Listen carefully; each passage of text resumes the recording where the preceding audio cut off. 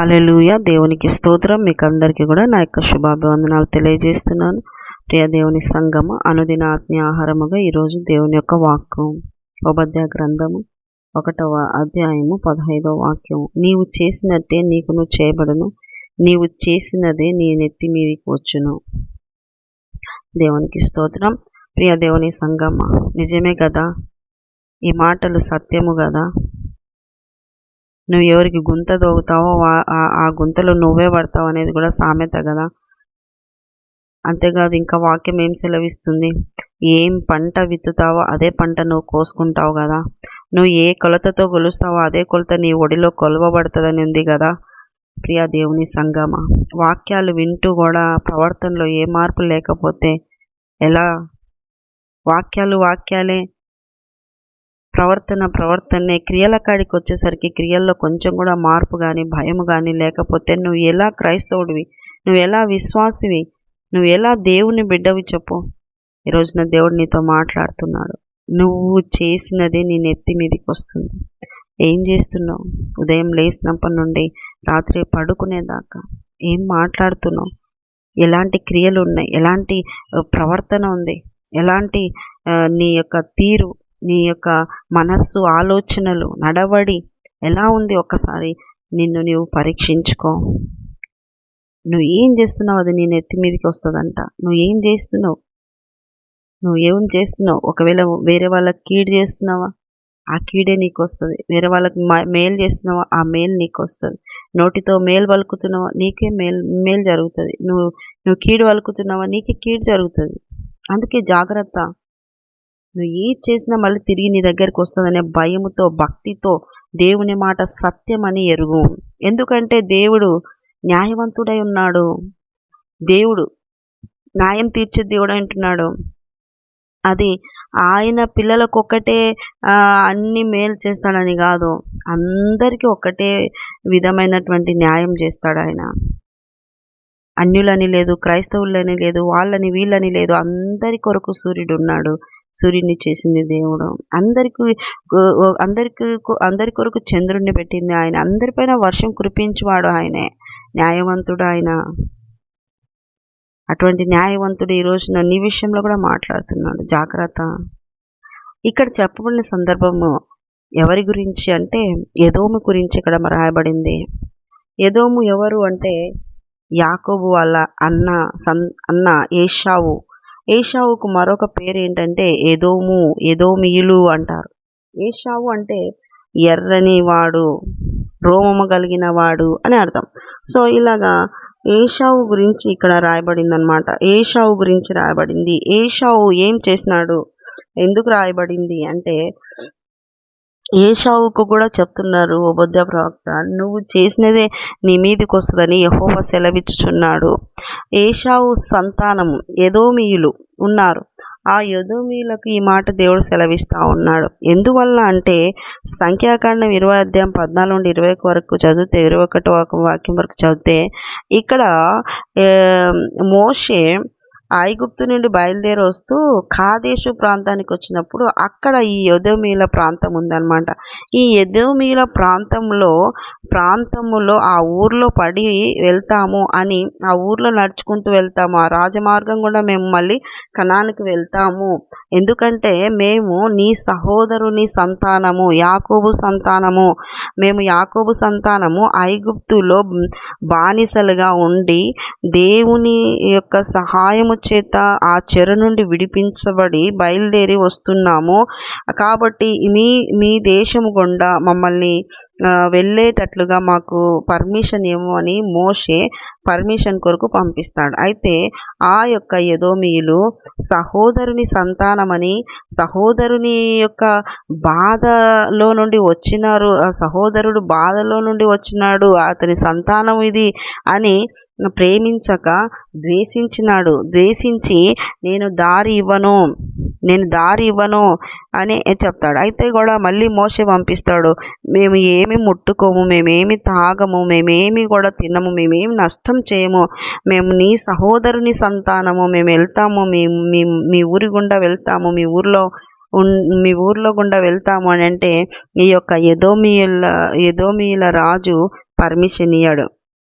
అప్పుడు చాలా ఇబ్బంది పడుతూ వాళ్ళు కణాలను చేరడం జరుగుతుంది. అయితే ఇదంతా కూడా దేవుడు చూస్తూ ఉన్నాడు కనుక, దేవుడు చూస్తున్నాడు కనుక దేవుడు కూడా చెప్తున్నాడు ఏంటంటే, ఇక్కడ మనం చూసినట్లయితే ఉపదేశ గ్రంథం 1వ అధ్యాయం 10వ వచనం, నీ సహోదరులైన యాకోబు సంతతికి నువ్వు చేసిన బలాత్కారమును బట్టి, అంటే సహోదరుడైన యాకోబు సంతతి, ఆ సంతతికి నీ తమ్ముడని కూడా నువ్వు జాలి లేకుండా, దయ లేకుండా ఆ సంతానమును బలాత్కారం చేసినావు.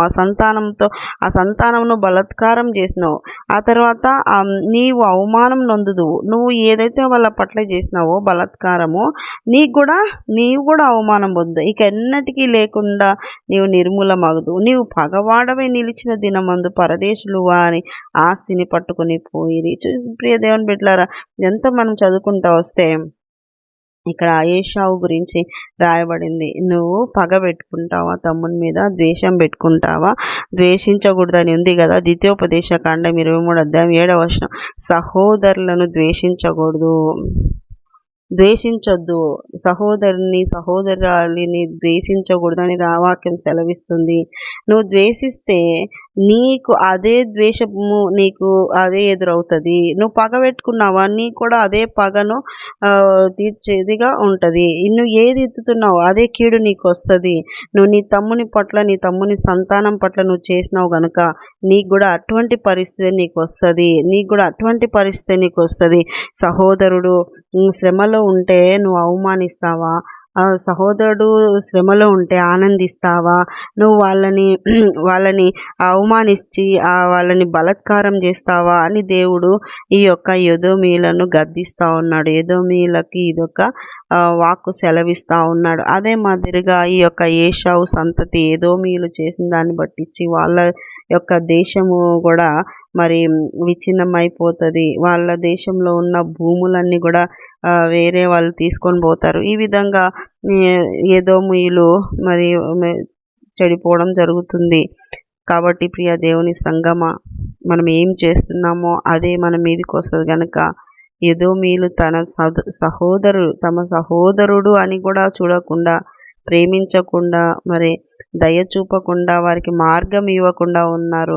అందుని బట్టించి దేవుడు కూడా వాళ్ళకి ఏదైతే చేసినాడో, తమ్ముడని చూడకుండా కూడా ఏదైతే చేసినాడో అదే పరిస్థితి ఆ యొక్క ఎదోము దేశం పైకి వస్తుంది. అదే పరిస్థితి ఎదోము ప్రజలు అనుభవిస్తారు. అదే పరిస్థితి గుండా ఎదోమీయులు వెళ్ళడం జరుగుతుంది. కాబట్టి దేవుడు న్యాయవంతుడు గనక నువ్వు ఏం చేస్తున్నావో అదే తిరిగి కొన్ని దినాలకైనా వస్తుంది.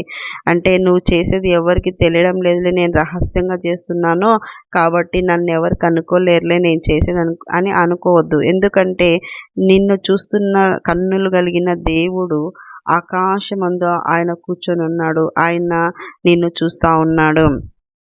కాబట్టి రహస్యమైనది ఏది కూడా దాచిపెట్టబడదు, మిద్దెల మీద ప్రకటించబడుతుంది. ప్రియ దేవుని సంగమా, మంచి చేయండి, మంచి అనుభవించండి. మేలు చేయండి, మేలు అనుభవించండి. సంతోషించనియండి, సంతోషం మీరు కూడా పొందండి. అవమానించొద్దు, తిరిగి అవమానం పొందుతావు. ద్వేషం పెట్టుకోవద్దు, తిరిగి ద్వేషము నువ్వు కూడా అదే అనుభవిస్తావు. కాబట్టి దేవుని సంగమా, ఎదోమీయుల్లాగా ఉండొద్దు. దేవుని పిల్లలుగా, యేసయ్యను నమ్మిన పిల్లలుగా ప్రేమ, క్షమాపణ సహోదరుల పట్ల కలిగి ఉన్నట్లయితే దేవుడు మీకు కూడా ఏదో ఒక దినాంన, ఏదో ఒక సమయంలో ఆయన కృప ద్వారా మీ పట్ల కూడా అదే సిచ్యుయేషన్లో దేవుని యొక్క హస్తాలు తోడుండి మిమ్మల్ని బలపరుస్తాయి. కాబట్టి ఏది చేస్తున్నావో అది అనుభవిస్తావని తెలిసి కూడా నువ్వు ఇంకా నువ్వు ఎత్తితే కీడు అనుభవిస్తావు. ఈ వాక్యం వింటున్న నీవు ఇకపైనా మారి దేవుని పిల్లలుగా, దేవుని బిడ్డలుగా మంచి ఎత్తుదాము, మంచి పొందుదాము, ప్రేమిద్దాం, ప్రేమించబడదాము. దేవుని యొక్క ఆ యొక్క సువార్తను ప్రకటించుదాం. దేవుని యొక్క సువార్తను ప్రకటించి అనేక మందికి రక్షణలోకి తీసుకొద్దాం.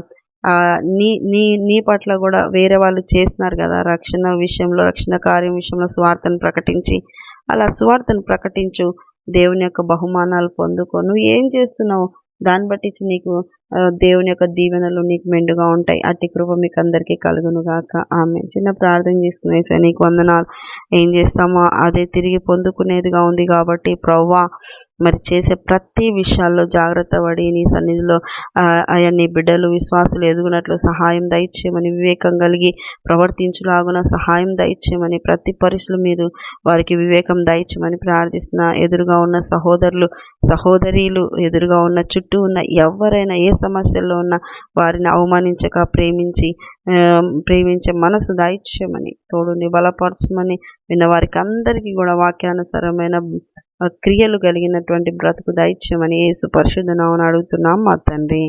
Amen, amen, amen. యేసు రక్తమే జయం, సిల్వ రక్తమే జయం. ప్రవేశ నామానికి సంపూర్ణ విజయం కలుగునుగాక. Amen, amen, amen. Good morning. Praise lord. దేవుడు మళ్ళీ దీవించి ఆశ్రయించునుగాక. ఆమెన్.